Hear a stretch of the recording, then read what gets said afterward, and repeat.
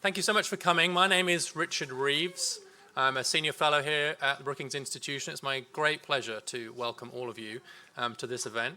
I am the director of the Future of the Middle Class Initiative and co-director of the Center on Children and Families, and we are hosting this event today. I'm just going to tell you what the idea is in terms of the flow. Please use the hashtag #MovingToOpportunity if you're watching on social media. And I'm particularly grateful to those of you in the room, but I don't want to forget the people who are watching online as well. Currently, I think we're about 400 people who are watching this online from around the country and from actually around the world. So thank you to all of you. Please do join in on social media, send your questions, etc. to the panels. The work of the Future of the Middle Class Initiative and of the Center on Children and Families is focused on improving quality of life and promoting upward mobility, especially out of poverty and into a secure middle class family income. And it's with that in mind that we've put this event together today, and also to give some notice to some new research that you're just about to hear about.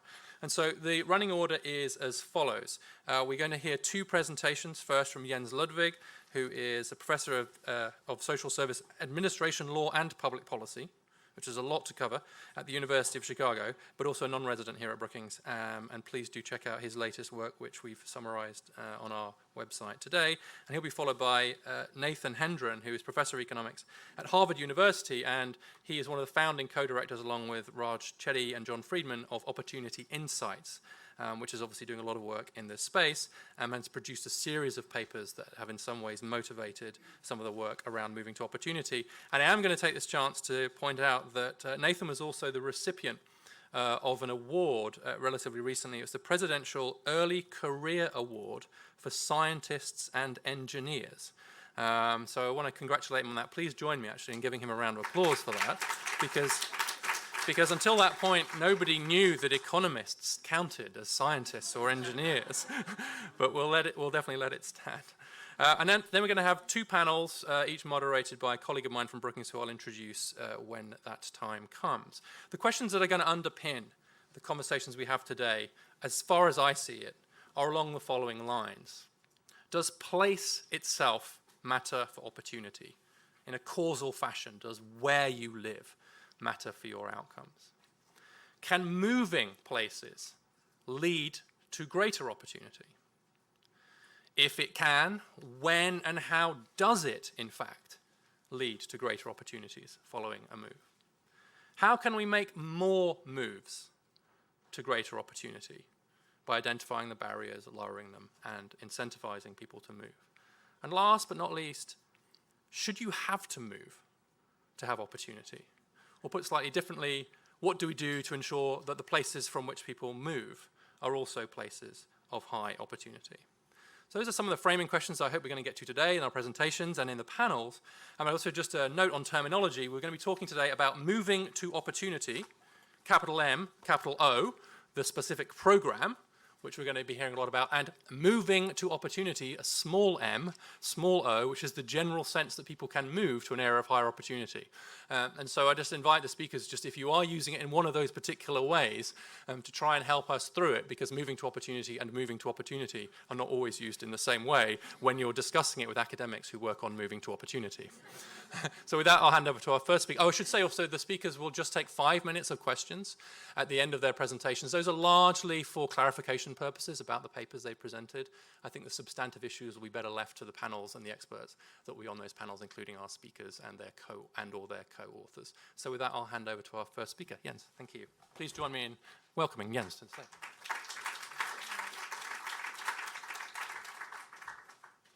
Great, thanks so much. The hypothesis that place itself might matter for economic advantage or disadvantage in the United States stems in part from the fact that you see such strong patterning of people's life outcomes even in neighborhoods that are incredibly geographically proximate to one another. So you see this maybe most vividly in places like the south side of Chicago, where I live. So starting in the 1940s, the city of Chicago, Starting in the 1940s, the city of Chicago developed some housing projects on the State Street corridor that runs from the downtown. This is just west of the Washington Park neighborhood on the south side.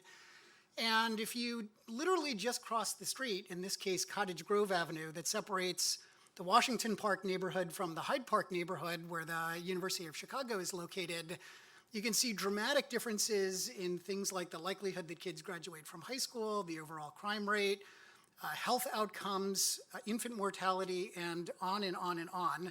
So this was a pattern that University of Chicago sociologists noticed at least 100 years ago and raised the question of what might there be about neighborhood environments that could causally influence people's life outcomes, things like differential access to neighborhood institutions or middle-class families that might serve as role models or sources of job referrals.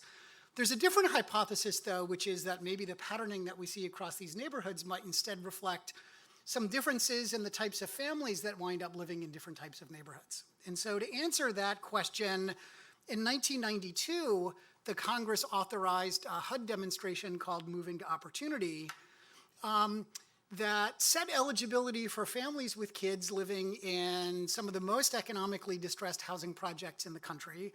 In 5 cities, Baltimore, Boston, Chicago, LA, and New York, enrolled a total of 4,600 families over a 4-year period from 1994 to 1998. So to give you some sense for what the baseline neighborhoods looked like, in Chicago, my hometown, the Robert Taylor homes were one of the baseline sites. You can see some pictures from when these were still standing. So families voluntarily signed up for Moving to Opportunity, and then they were randomly assigned by HUD to one of 3 different groups. So one possibility is that families could be assigned to a control group that doesn't get any additional assistance to move out of these baseline housing projects, but weren't constrained from moving out on their own. The second possibility is that families could be randomly assigned into what we call a low poverty voucher group that received a Section 8 housing voucher subsidy to lease an apartment in the private housing market, but with the restriction that they had to move to a neighborhood, a census tract, with a 1990 poverty rate below 10%. It's a way to think about the size of that move. The baseline poverty rate for the neighborhood, the MTO neighborhoods, were on the order of 40 to 50+%, depending on what specific city you're looking at. And they also received some additional mobility counseling beyond what's normally provided to Section 8 housing recipients. And then the third possibility is families could be randomly assigned to receive a regular Section 8 housing voucher. So this gives you some visual sense for the types of neighborhoods that families moved into. If you look at a map of the different MTO cities, you can see it's almost like has a flower patterning with families in the control group in the middle and the baseline housing projects, with usually the families receiving the regular housing vouchers sort of ringed around them, and then the families receiving the low poverty vouchers in an outer ring beyond them as well. Here's what it looks like if you look at neighborhood poverty rates. So this is on the x-axis for the control group and the low poverty voucher group. And on the y-axis is the share of families in the different groups. And you can see that there are indeed, so the red distribution here are the families in the control group. And you can see that there are indeed some control group families who wind up moving into lower poverty neighborhoods on their own. So there's some overlap in the neighborhood poverty distributions, but you can also see that most of the families in the control group are living in neighborhoods with poverty rates, over the 10 to 15 year follow-up period that are somewhere between, say, 25 and 50%. And in contrast, you can see the yellow graph here is the distribution of neighborhood poverty for the families assigned into the low poverty voucher group who moved, and you can see that there's a noticeable increase in the share of those families living in much, much lower poverty neighborhoods, 10 or 20% averaged over the entire study period. If you look at the families who received the regular housing vouchers versus the control group, you can see that there's a mean shift in neighborhood poverty rates over the study period, but it's not nearly as pronounced. So the low poverty voucher intervention was successful in generating much, much larger differences in neighborhood economic conditions, although more modest changes in neighborhood racial segregation, which I think will be a point that'll come up probably a bunch in the research panel, in the first research panel. So what happens to families when they receive a housing subsidy like this and move from very, very economically disadvantaged housing developments into lower poverty neighborhoods. But let me start with a story for MTO adults. If you look at the 1992 congressional legislation authorizing MTO, the key outcomes that it focuses on are schooling outcomes for kids and economic outcomes for adults. When we look at the adults in MTO, when we follow up their outcomes 10 to 15 years after baseline, what we see is indeed very large impacts on adults, but not where we expected. So we see very large changes in things like mental health and physical health. So if you look at, for instance, the prevalence of adults who meet clinical criteria for depression, you see very sizable differences between families who received low poverty vouchers and the control group. And if you look at health outcomes like obesity, morbid obesity, or even diabetes, you see very substantial differences again between low poverty voucher families and the control group. More muted differences for the families who receive regular vouchers, consistent with the fact that the families who receive regular vouchers also experience more muted changes in neighborhood conditions. When you turn to economic outcomes for adults, the thing that the initial MTO authorizing legislation was focused on the adult side, you see no detectable differences in employment rates or earnings or any other outcomes. So this is a graph over time by number of quarters since the time of random assignment for employment rates for the three different groups in MTO, and you can see that they track each other very closely over the entire period. There's a little bit of cyclicality with the business cycle for all families, but no differences across groups. So this raises, for starters, something of a puzzle because, as I said, social scientists and medical researchers and anybody who studies human behavior and human outcomes has been interested in the role of place and neighborhoods on people's life outcomes for decades or centuries. I think the first study of neighborhood effects that I know of was first published in the 1700s in London. And there are countless, dozens and dozens of studies claiming that neighborhoods exert very important impacts on outcomes, including adult economic outcomes. And so how do we reconcile this puzzle of moving to opportunity, showing no gains in adult earnings versus so many previous non-experimental studies showing big impacts?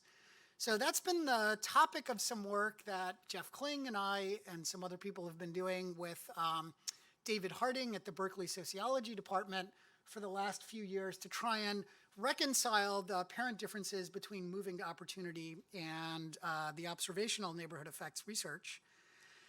And some of the hypotheses that people in the initial years when the MTO research was coming out, some of the hypotheses that people had offered included things like, well, the MTO families are unusually disadvantaged, drawn from unusually disadvantaged neighborhoods. Only about a quarter-ish of the eligible families in those baseline housing developments signed up for MTO. Maybe there's just something intrinsically different about those families that makes them less responsive to changes in community environments.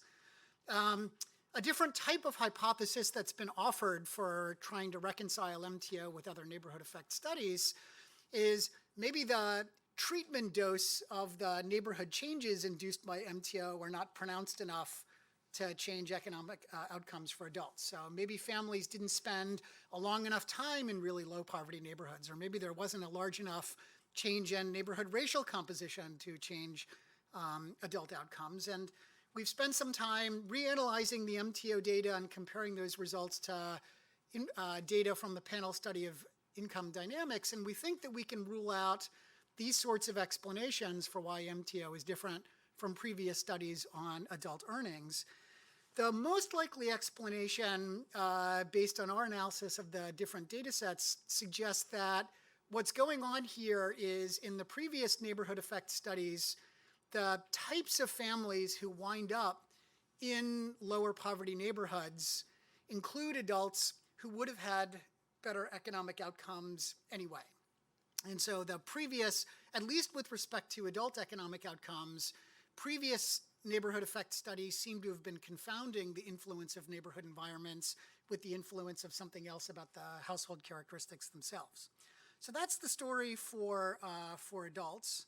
If we turn to MTO children, again, following the kids out through 10 to 15 years after baseline, we saw remarkably limited impacts on kids, at least 10 to 15 years out after baseline.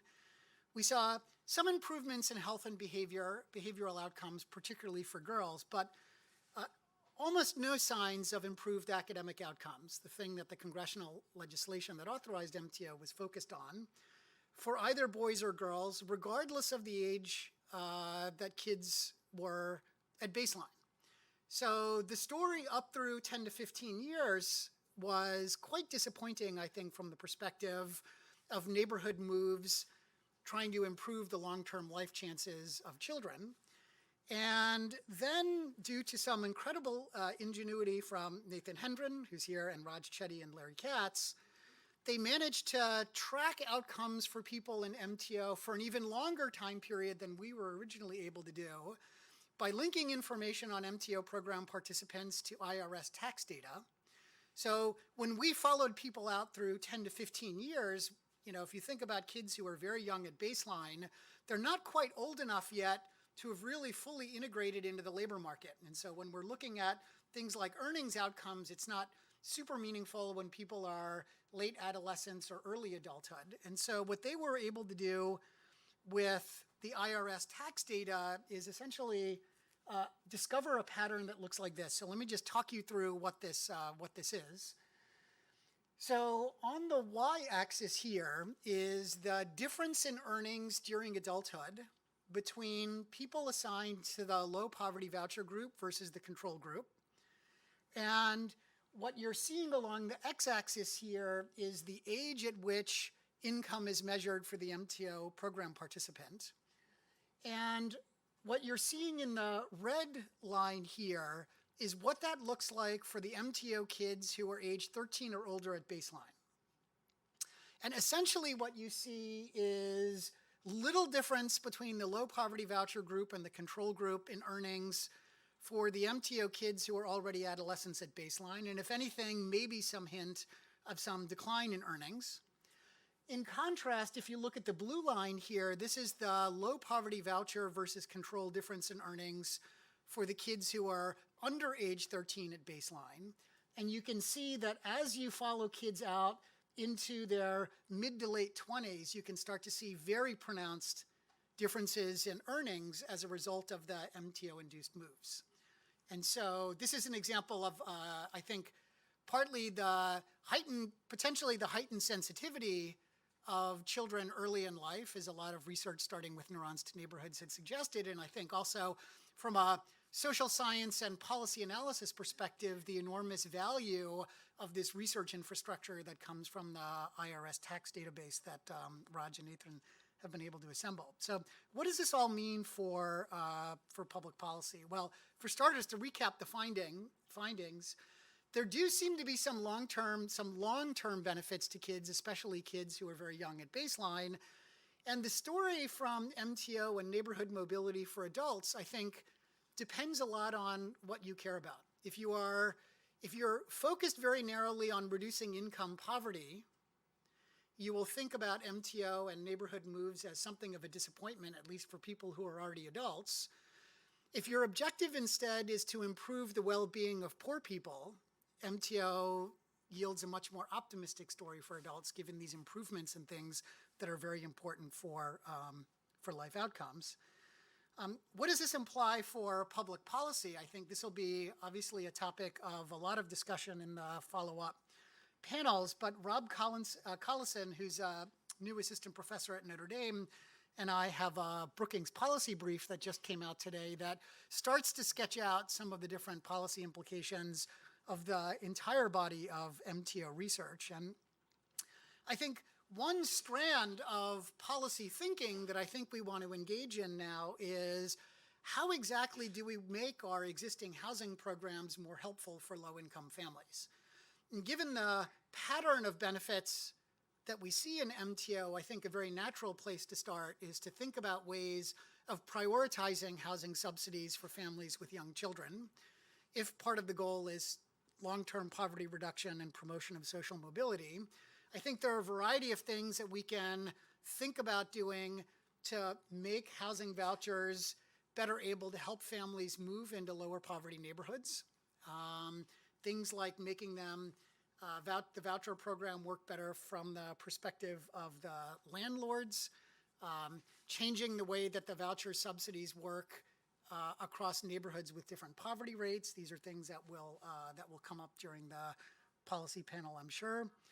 A different type of, I think, policy question raised by this pattern of MTO findings is thinking about what other types of supports we need to improve the economic outcomes for adults. And so I think what MTO says is that mobility alone is not enough to do that. What types of supplements do we need to boost adults' labor market outcomes?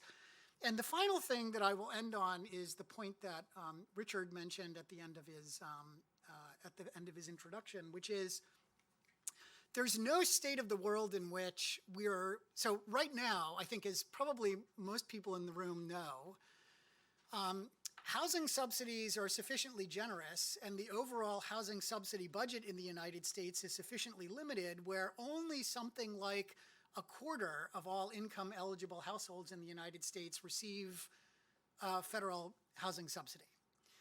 So for starters, we're not even providing any sort of housing subsidy, whether that's public housing or other place-based housing subsidy, much less a housing voucher. We're not getting much good coverage over low-income housing families for starters.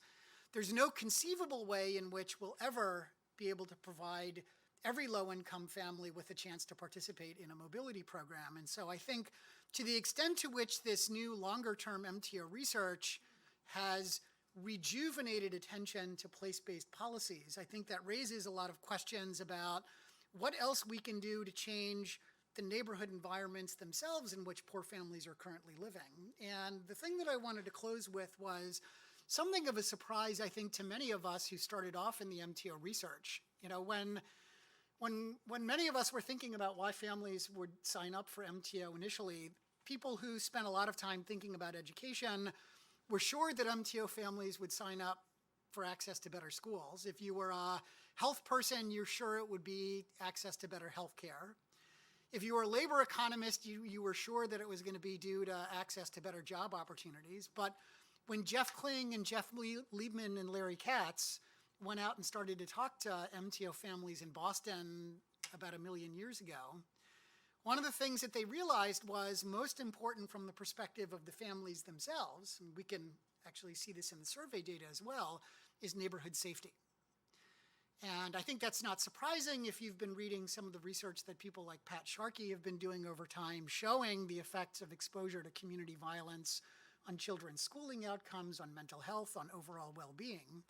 And so, you know, there's a lot of policy energy around thinking about community economic development, improving schools, and all of these things are clearly important. And I think just one lesson about place-based policy that I hope doesn't also get lost in the conversation is that we all prioritize, don't lose sight of the neighborhood feature that the MTO families themselves prioritize as well, which is safety.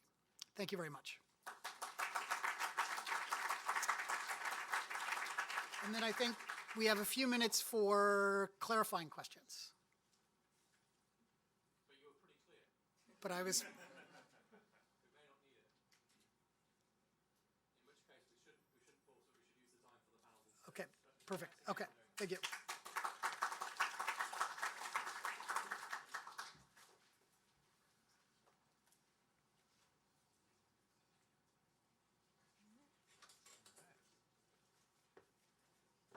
Wonderful. So thanks. Everybody hear me okay? Great. There we go. All right. So it's a pleasure to be here. Just want to say thanks for the opportunity to speak with you all. Looking forward to telling you a little bit about some of the work on the Creating Moves to Opportunity project, and looking forward to hearing all of your questions and thoughts as well. So I'm going to talk about creating moves to opportunity, experimental evidence on neighborhood choice among voucher recipients. Just at the outset, I want to be clear, this is a joint work with Peter Bergman, Raj Chetty, Stephanie DeLuca here in the audience, Larry Katz, and Chris Palmer, and also has been an enormous collaboration with the Seattle and King County housing authorities, Sarah Oppenheimer here in the second row, who you'll hear from later, MDRC, and J. Paul North America. And we want to motivate what we were after with this work with really 4 facts on neighborhoods and economic opportunity. The first fact is that children's prospects for upward income mobility vary substantially across neighborhoods in the United States and even nearby neighborhoods. So I'm going to start at a broad level of looking at the extent to which kids climb the economic ladder based on where they grew up. So what you're looking at here is the average incomes of kids at age 35 for children who grew up in low-income families, so families who earn about, say, $27,000 a year, and how that maps out based on which metropolitan or rural area they grew up in the United States. And so you can see enormous variation in the extent to which kids climb the ladder. So in Atlanta, children earn about $27,000 a year. Here in DC, it's about $34,000, $37,000 in Boston. You can go to parts of the Midwest where you're in excess of $45,000 a year. And so there's enormous differences in the extent to which kids are climbing the ladder. Now, as we zoom in into finer geographies, what I think was most surprising to us is that this broad variation actually replicates within virtually every major metropolitan area in the United States. So this is showing you that the upward income mobility of different census tracts in the Seattle and King County area. And you can see just within Seattle, you have the same level of variation you saw on the national map. So the color scheme is basically the same. You see incomes in some neighborhoods around $25,000 to $30,000 a year. You go out to Eastgate or North Queen Anne, portions of Bellevue where you see $40,000 to $50,000 a year for children who are growing up in families whose parents earn the same amount of money but just happen to be growing up in different neighborhoods. The second fact that we want to motivate this work with is that moving to better neighborhoods improves children's economic outcomes in adulthood significantly and in proportion to the exposure time that they have in those areas while they're growing up. And so I just want to show some evidence on this. So Jens alluded to this in the MTO example, which is in the center graph on the bottom there. And what you see in the MTO example is that children who are below age 13, the youngest children in the Moving to Opportunity experiment, had the largest gains from their families obtaining these vouchers and given the opportunity to move to higher opportunity areas, or in this case, lower poverty areas. What you're looking at in the other graphs are other quasi-experimental pieces of evidence that build on a body of work that I think motivated a lot of the way in which one can rationalize the MTO findings through this exposure time idea. And so the graph on the upper left is showing you that families with children who move at younger ages, those children grow up to have higher outcomes if they grow up in neighborhoods that have higher rates of upward mobility. Conversely, the longer that a child spends growing up in a neighborhood that has lower rates of upward mobility, the lower their outcomes would be in adulthood. Now that pattern has been replicated not only in the United States, but also in Australia, in Montreal, in Danish data, and also you find a similar exposure time pattern looking at Hope 6 demolition. So this is some work by Eric Chin documenting that the youngest children whose families were displaced from Hope 6 during the Hope 6 process from public housing projects were the ones who experienced the largest economic gains in adulthood. And so broadly what this suggests is that neighborhoods matter. We are, in a sense, a product of where we grew up, and that product is a function of how long we spent growing up in each of those places. So turning now to the policy perspective on this, the third fact is that low-income families, and in particular low-income families who receive housing vouchers, predominantly live in low-opportunity areas. And so this, again, you see in virtually every major metropolitan area, but I'm going to motivate this with the picture from Seattle. So this is the 25 most common census tracts for where housing choice voucher recipients live in the Seattle area. And if you take a look at the graph here, you can see that these green dots tend to concentrate in areas that have lower rates of upward mobility. And this is a pattern that you see virtually in every city and metropolitan area of the United States. Now, one potential rationalization for why families, in particular low-income families, are growing up, are raising their children in neighborhoods that have lower rates of upward mobility. One potential explanation for that is that the neighborhoods that have higher rates of upward mobility might just simply be more expensive. And we do see that in general, neighborhoods that have higher rates of upward mobility have higher rents on average. So this is showing you that pattern in Seattle. On the horizontal axis, you're looking at the median two-bedroom rent in 2015 from the census. And on the vertical axis, you're seeing the average income of kids who grew up in low-income families in each of those different census tracts in Seattle. And the pattern is increasing. But I think what's notable about this pattern is that there is a lot of variation. There's a lot of sort of variation around that axis. So in particular, if you compare a couple places like the Central District or North Queen Anne, and you look in the census data, it doesn't look like the rents are all that different. And it at least raises the question that there's perhaps potential for moving to some of these higher opportunity areas without actually experiencing higher rent. Now, of course, there could be a range of alternative trade-offs that families would face when moving to some of these other neighborhoods. And so more broadly, I think this turns to the question, the central question that we want to use as motivation for the experiment I'm going to talk with you about today. And that question is, why don't low-income families move to opportunity? Right? It's the basic question that we really want to address. It seems like neighborhoods matter. It seems like if you did move to a neighborhood that has higher rates of upward mobility, your children would have higher earnings. And so what's going on here? Well, broadly, we think there can be two classes of explanations. On the one hand, we could imagine that this is a preference story, that perhaps families prefer to stay in maybe their current neighborhoods.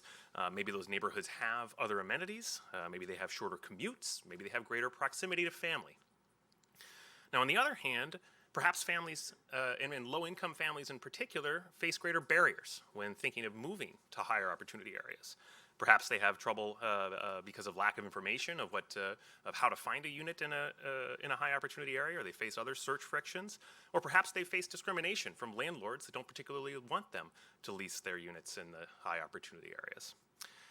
And we think this distinction is really critical from a policy standpoint, because then if barriers are really what is driving this story, it raises the policy question of, can we relax those barriers through public policy? And in particular, if barriers are driving segregation, can we do this through changes in affordable housing policy like the Housing Choice Voucher Program? And so this motivated the Creating Moves to Opportunity experiment in the Seattle and King County area. This is a randomized control trial with the aim to develop and test policy scalable strategies to reduce the barriers that housing choice voucher recipients face in moving to high opportunity areas. And so to construct this experiment, or to do this experiment, we wanted to start by defining opportunity areas. So we showed you this map that it's sort of got all these different colors on it, but we wanted to imagine an intervention that would provide families with the resources and perhaps supports that could help relax the barriers that they might face when moving to opportunity areas or neighborhoods with higher opportunity. And so we started by defining what we mean by high opportunity areas. Now, our target population is going to be families with children. And so we decided to define opportunity areas by places that had the greatest chance of improving their children's outcomes or raising their children's incomes in adulthood. And so we used the Opportunity Atlas, which is what I was showing you screenshots of that several slides ago, to define opportunity areas as places where historically children from low-income families have had the highest incomes. That's basically how we went about defining opportunity areas for this experiment. And then we started roughly with the top third of the distribution of opportunity areas, of neighborhoods in Seattle and King County to define our opportunity areas. And then we adjusted those definitions, collaborating with folks in the housing authorities, to think about two potential issues for actually implementing this design. The first is to think about neighborhood change. So when we were showing you those graphs, those are the average incomes of kids who are age 35 today, which means they were growing up in those neighborhoods many years ago. And so we might want to worry about to what extent are neighborhoods changing over time. So we got data on test scores, other things that you can measure at younger ages to try to assess the extent to which neighborhoods and their upward mobility characteristics are changing over time. Now, one of the things I'll just say briefly on this that we were pretty surprised by, and I think surprises everybody that we talk with on this, is that we actually found, while you can see lots of differences in the composition of residents in these different areas over time, some places get richer, some places get poorer, when you really zoom in and try to find evidence that there's changes in the upward mobility characteristics of neighborhoods, we really didn't find any significant changes. And so, for example, in many of the areas that we were looking at, when you look at, say, the test scores of third grade test scores of children on the free and reduced price lunch programs, it actually looks like even in gentrifying neighborhoods, quote unquote, those things are fairly flatlined. And so at the end of the day, we ended up not doing much in terms of adjusting for neighborhood change, but I think this is always going to be an important thing to keep in mind with these types of exercises. The second is just naturally there's some cases where you're missing a track that didn't fall into the top third and you want to create a contiguous area. And so that was the second thing from an operations standpoint of thinking about an implementation. We wanted to do something that was going to be clear to the families. And so this is the neighborhoods, a picture of the neighborhoods that we settled on for defining opportunity neighborhoods. So these are hashed out in blue here. They show you all the opportunity areas that we defined in the Seattle and King County area. Okay, so those are the opportunity areas. What do we do from the treatment? Now, if you recall, we want to try to understand to what extent are barriers the reason that families are not moving to these different areas. And so we designed a treatment that broadly has three different components. The first is customized search assistance. So helping families find units in these areas. So we partnered families with an individual from a nonprofit that helped families search in these different areas and help them think through their search process. We also, a member of the nonprofit also reached out directly to landlords in high opportunity areas to try to bring them into the Housing Choice Voucher Program and provide units for these families. And we also provided them with short-term financial assistance. So helping things with like application fees and things of that nature. And so just to put some numbers on what this sort of looked like, on average, the staff was spending about 6 hours with these families in their search process. So this is a decently intensive collaboration that this staff had with each of these families in the study. And it also appears that the landlord component was pretty central for a lot of these families. So half of the families who end up making moves to opportunity areas that I'll show you, half of those connections were established through units identified by these rental brokers, the nonprofit staff that these families were working with. And then on average, the financial assistance summed up to about a little over $1,000 to cover things like increased security deposits or application fees in some of these neighborhoods. And so overall, the program costs about $2,600. So that's actually a decently sized program when you think about it. This is a fairly intensive intervention for these families. When you step back, though, and view this from the perspective of how much money are we spending on the families from the voucher perspective, so sum up the total amount that the cost of the voucher over the average of 7 years that these families are experiencing that voucher, it's only about 2% of the total amount of money that these families are getting. And so really, how much you think about whether this program is expensive or cheap really depends on your perspective. From the perspective of the total amount of money these families are getting, it's quite cheap. Last thing I want to say. Goal is to distinguish between preferences and constraints. So as a result, in contrast to the MTO experiment, where families had to move to a low poverty census tract in order to be able to use that voucher, we are not going to restrict the vouchers to be used in low poverty or high opportunity areas. We're going to allow families to use those vouchers wherever they would like, but we're going to pair them with services to help them access some of the higher opportunity areas. And so that's, I think, an important distinction that we wanted to test with this experiment relative to the MTO work. Okay, so what were the results? So I'm going to show you a graph here where on the vertical axis is just simply the fraction of families that move to a high opportunity area, so one of those shaded regions in the map that I showed you. And just to put some historical perspective on this, historically, families with vouchers, about 11 or 12% of them would move to these areas. So that's about the rough fraction of vouchers that are used in those higher opportunity areas. Now, for the control group, we found fairly similar rates of about 14% being used in high opportunity areas.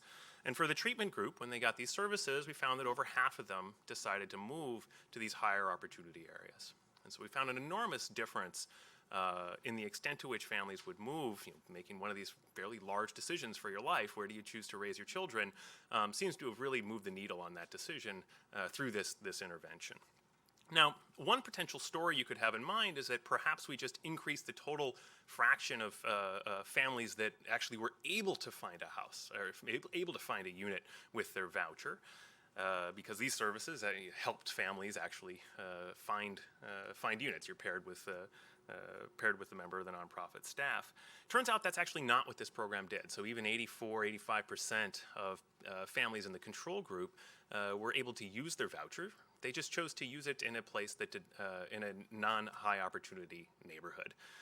And so this difference between the control and the treatment group and the fraction of families that exercised the voucher was not statistically significant. And so really what the program did was change not whether families used the voucher, but where they chose to use it. And so let me put a little bit of picture on that. This is a kind of a graph or a map showing you where families in the treatment and the control group used the voucher. So the green is the treatment group, the red is the control group.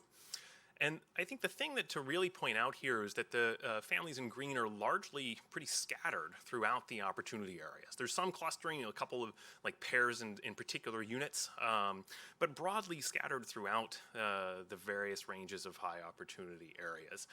It doesn't seem like it's generating significant clustering in any one particular area. We also see very strong effects across different races and ethnicities. So one hypothesis, if you thought that, say, preferences were heterogeneous and perhaps more tied to particular neighborhoods for particular races or ethnicities, you might have seen smaller effects for some races and ethnicities relative to others.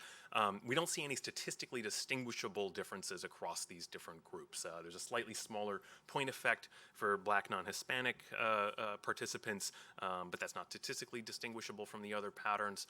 And broadly, in any of the subgroups that we were able to slice, we really don't see any significant patterns of heterogeneity. Really, across the spectrum, we found fairly large effects on the order of about 40 percentage points for any of the subgroups that we were really able to tease out. Another question you might ask is, are families making other trade-offs when they move to higher opportunity areas? A couple things we can take a look at there. How far do they go relative to where they start? That actually doesn't seem to vary between the treatment and the control group. Relative to where they're starting, they're moving roughly the same distance, and they also don't seem to be living in units that are any larger or any smaller.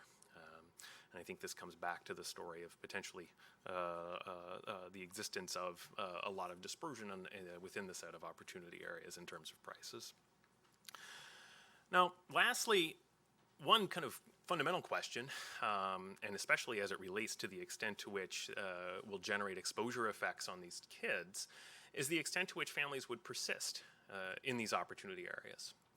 And one story that you might have is that perhaps families that were paired with these this nonprofit staff went to the high opportunity areas, but they did it through a little bit, perhaps even, you might even call it like a coercion from the, you paired up with somebody who's really here to help you, and they're saying, hey, you should move here, and so you're going to go there, and now you may not stay. And so Stephanie DeLuca and many other and her team has been conducting follow-up interviews with the families now that they've been there for a while to say, okay, are you satisfied in your destination neighborhood? Do you want to stay in your destination neighborhood? And the broad story here is that if anything, the pattern goes the other way. These families are more satisfied with their neighborhoods. They seem to be wanting to stay in those neighborhoods and don't seem to be trading off something along the way. Okay, so in conclusion here, broad conclusion is that we think segregation is largely driven by barriers and constraints, not by any kind of preference. And so that, moreover, services that reduce barriers can increase moves to opportunity and increase upward mobility, we think, substantially for kids. So just to kind of put some numbers on this, as I said before, the program costs $2,600 per voucher issued. If you scale that by the fraction of children that move to opportunity neighborhoods, that's $4,700 per opportunity move. The experiment itself, we think, based on the Opportunity Atlas, that prediction of what we know from what neighborhoods do to kids' incomes, we think that if you took a child at birth and imagine they grew up in one of the neighborhoods that the families moved to, they would have incomes that are $200,000 higher, roughly 10% higher, and would also increase their college attendance rates, reduce teen birth rates, and reduce incarceration rates. And so for a kind of a bang for the buck perspective, this program seems to have a pretty high return. Now, coming back to what Richard was discussing at the beginning and what Jens is referring to, I don't think this is any reason to run away from other forms of place-based policy and investing in places. I think if anything, what we're learning here is that families want the best for their kids. And so that means that we should also think about improving the neighborhoods where those families currently reside. And I think there's a high value of further work along the lines of the types of RCTs that we've been seeing along these, that we've been discussing with the Moving to Opportunity experiment that can hopefully shed more light on those types of policies. But I do think this work suggests that expanding high opportunity, access to high opportunity neighborhoods provides an immediate tool for both decreasing segregation and expanding economic opportunity for kids. So I'll leave it at that and turn it over to questions.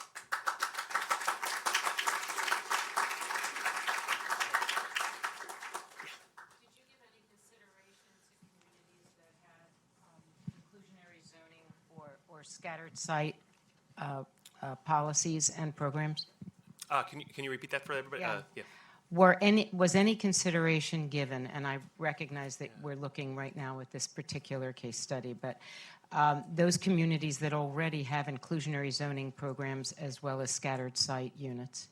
Yeah, so I guess I would be curious what you would mean by consideration. I mean, so the work that we were doing was not interacting in any particular focused way with other baseline policy characteristics of any of the local areas, but yeah. When you're looking at opportunity zones, when you're looking at opportunity communities, Yeah.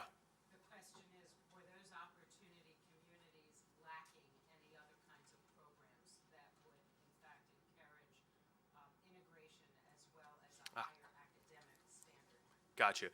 So I think this broadly relates to the question of, are the opportunity neighborhoods that we identify places that would actually improve the incomes of the kids who are moving there? And so we did a lot of work to try to understand the extent to which that, so there's a lot of reasons that children perhaps may not be well integrated into these particular neighborhoods. I think one of the examples, we had some examples of neighborhoods that let me walk you through a couple examples. So I think broadly our conclusion is that the Opportunity Atlas provides a pretty good guide for neighborhoods that have a high causal effect on kids' outcomes. We think other particular characteristics like the poverty rate, for example, is subject to more concerns along the lines of other types of confounding factors when trying to think about what is the impact that a neighborhood has on kids' outcomes. And so one particular example I can give you on that front is that I think we were studying one of the neighborhoods that had gentrified near downtown Seattle that had experienced pretty significant reductions in poverty and expansions in mean incomes, but it actually looked to us, according to the Opportunity Atlas, like it had low rates of upward mobility. And this is the case where we went back and got some of the test score information, and what you see is increases in test scores for children in those areas if you just look at mean test scores. But then when you restrict to children on free and reduced price lunch, it was actually much more of a flat line in those neighborhoods, which I think speaks exactly to this type of inclusion question of when neighborhoods are gentrifying, is it actually uplifting all residents in those areas? And I think in a couple of the instances we were trying to take a look at, we did not necessarily see significant patterns that were related to that. Now, I don't want anybody to take away from that that's sort of saying, gentrification is good or bad. That's not what this paper was really focused on. But we did try to do some work on this question to really understand whether the Opportunity Atlas was providing a relevant guide for these families. Other questions? Yeah. Hi, my name is Deborah Ray. I'm a graduate student at the University of Maryland. I have actually done some research in the Seattle area regarding early learning centers. And so I know a huge issue is racial segregation within early learning centers due to difficulty braiding funding between state and federal early learning programs. So I was wondering what you factored into your analysis involving that issue. Yeah. So we didn't, but I'm going to punt on that one and let that come to the group when we're up here. We didn't focus on much of that in terms of the this research question, but I think it'll be a good question for the group. Yeah. Go to the back maybe, and then I'll come around. This is great stuff. Thank you. I wondered if you could sort of think about the voucher holders themselves as being a subset of, because I think it's a little bit confusing about it, conclusions about low-income people or poor people in general, and voucher holders have a specific profile, specific route to getting a voucher, and how that may, if you could sort of distinguish them from the other population of low-income people in the same neighborhoods. Yeah, one of the things we were surprised by in a lot of the moving work is that, for example, when you compare the quasi-experimental evidence that I was showing you on the graphs, or the impact that neighborhoods have on kids, you can look broadly at all moves across the U.S. for families with children and compare that to the experiences you see for MTO families. And broadly, you see fairly similar patterns, which I think speaks a little bit to this kind of question of, are children of voucher holders different, or are voucher holders different? I think from the perspective of what's going to happen to their children, I think the answer is no. I think to Jens's point, the types of families that are selecting into the program and moving to higher opportunity areas, we think are selected and make it difficult to do a lot of work that just simply compares the groups who move to opportunity versus don't. Okay, I'm going to ask people to hold just because we want to keep on time. The good news is Nathan's staying on the panel. So I'm not saying don't ask your question, I'm just saying hold on for a second. I'm going to invite the panel to come on, but please join me again in thanking Nathan for his presentation. Thanks for watching. Be sure to like and subscribe for more videos from Brookings.